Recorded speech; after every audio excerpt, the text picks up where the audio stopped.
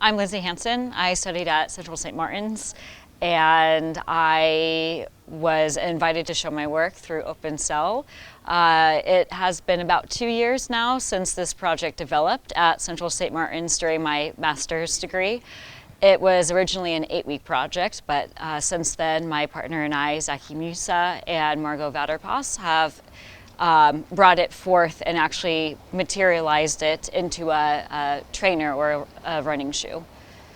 So basically it would be a synthetic version of a sea sponge that we would then take these synthetic fibers and make them into a knit material to knit the shoe and to make the shoe.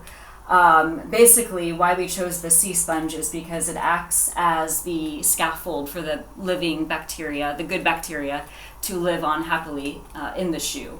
And then basically you just take 2 different types of bacteria. We have micrococcus luteus and clone bacteriocins, and they would live together in a matrix, a biofilm matrix, that would be living on the shoe.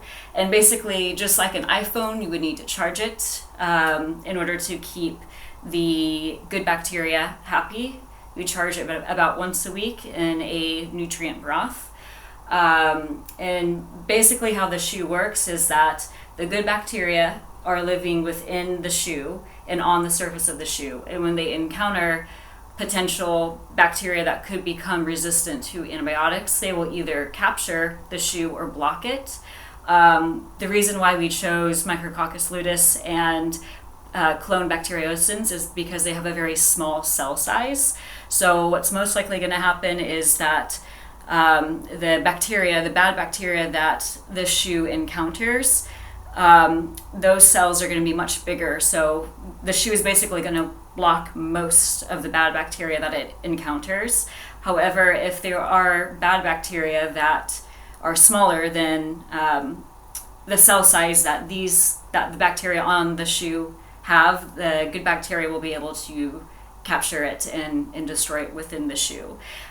We chose the shoe as just kind of a really easy visual to kind of help promote the idea of what we were doing, but essentially if we could actually make this in real, it would be a whole travel wear startup line. So jackets and gloves and trousers and etc. So with this project, we wanted to just bring more attention to resistant bacteria.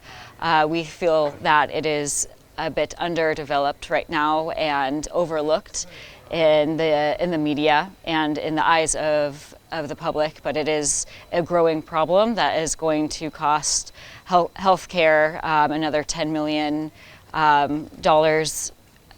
by the year 2050, and an extra million lives as well. So we just wanted to, through the shoe project, try to visualize and have an example of a travel wear running shoe on that could help reduce the level of antibiotics we would need.